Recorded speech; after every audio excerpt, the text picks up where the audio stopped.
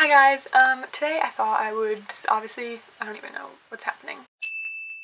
Today I thought I would do a super casual video. I'm in like a plain t-shirt, you know, looking great. But I recently posted a Q&A. I did that video and I didn't think I got very many questions, but it turns out that a couple more people asked me questions as I went on with that day after I filmed. So I thought I would just answer those questions now in this video. So this is like a extension of my last Q&A. So my first question is from my friend Lauren, you guys know her, and she said, if you could have an endless supply of only one beauty item for the rest of your life, what would it be? Price doesn't matter.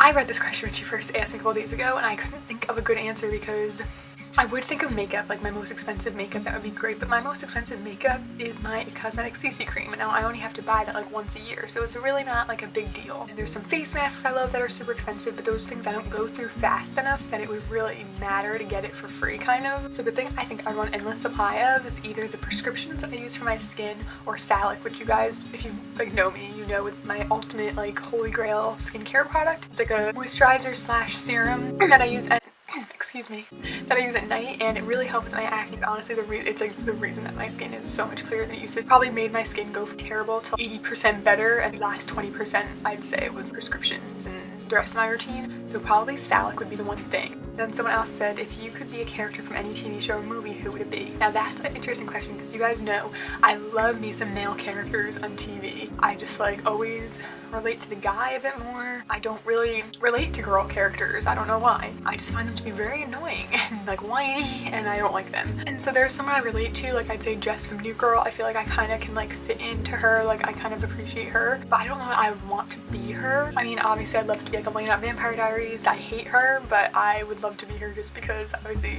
Damon. I mean, I could also say Adeline from Age of Adeline because she did say TV show or a movie. I don't know that I would want that life. That wouldn't be so great, I don't think.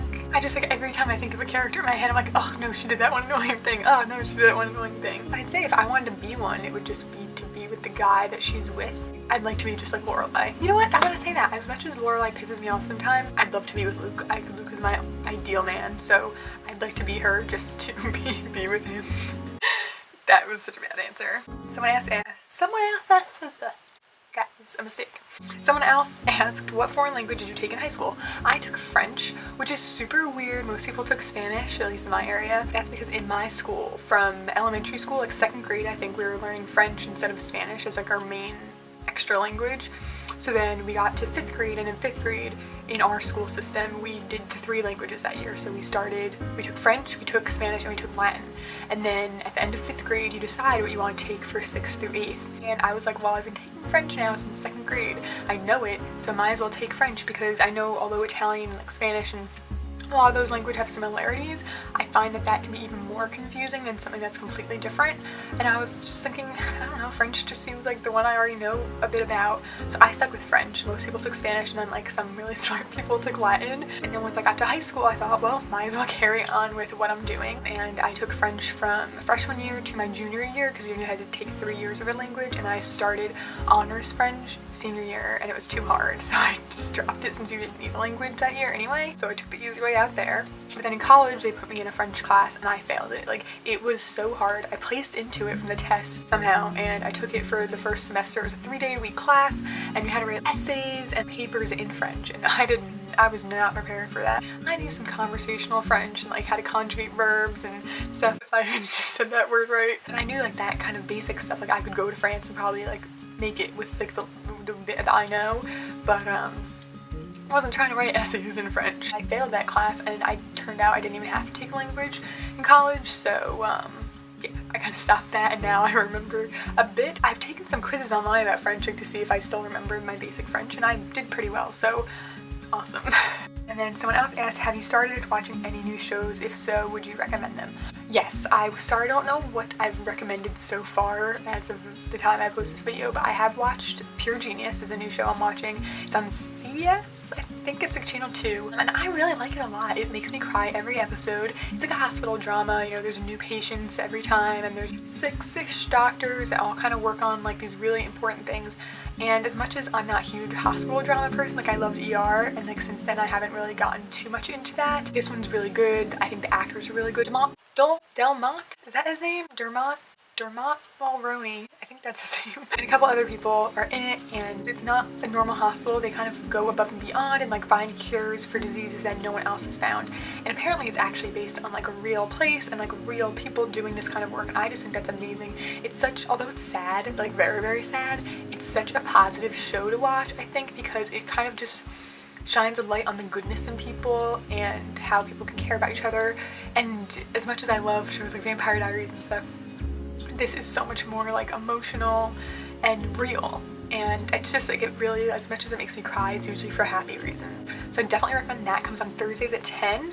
And then I've also been watching This Is Us. I don't know if I've talked about that. I'm sure everyone knows what This Is Us is. It's like the newest drama. It's on NBC. I think it came on after The Voice. It's on Tuesdays at 10, I think, maybe 9. It's about 3 twins, or not twins, triplets. It's 3 siblings, let's just say. It's about 3 siblings who kind of like are separate, like now that they're older, and you know, some have moved on with kids, some have careers, some are struggling. It's just like them coming back together as a family, and they flash back a lot to their childhood. Although it doesn't necessarily seem super real, it's so heartwarming, and the acting on that show is amazing. Anything else new that I'm watching? I haven't watched Series of Unfortunate Events on Netflix yet, but I am planning on it.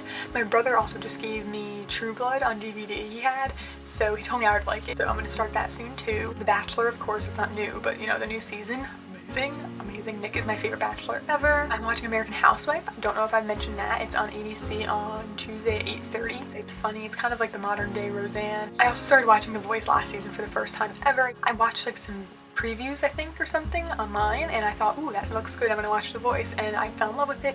I got like my favorite person who I didn't want to like get voted off, and I follow him now, and I'm like, oh, this show is good, so now I'm gonna start watching The Voice continuously, like whenever it comes back on. I think those are the only kind of newer things I haven't talked too much about. You can watch all my other Netflix recommendations and stuff to hear more about the shows that I like. Oh, but the girl who asked me the question about TV shows, she also said, have you ever tried or considered watching Grey's Anatomy? Actually, I did. I think I watched 2 seasons, like randomly. When reruns came on, like a Lifetime or something like that, I had watched a few of them, and I got kind of into it, but as soon as Katherine Heigl left, I feel like it lost something for me, and now that I know that, what's his name, left, like whatever happened, I saw on Twitter and everything, now I know that he left the show, I'm like so not interested, because that's one of the reasons I would have been watching. But Grey's Anatomy just isn't my kind of show. I don't know, it just didn't grab me. I'm not really sure why. Was that my last question? Yes, it was. Okay. So, yeah, that was my last question. So I hope you guys enjoyed the rest of my answers to this Q&A. And if you did, make sure to give it a thumbs up. Let me know any other questions you want to ask in the comments, and I'll answer them next time I do a Q&A. And make sure you follow me on social media so you know when I'm doing a Q&A. I say Q&A one more time. Oh my god. Give this video a thumbs up if you enjoyed it, please. And thank you. Please subscribe if you haven't already. And I'll see you next time. Bye.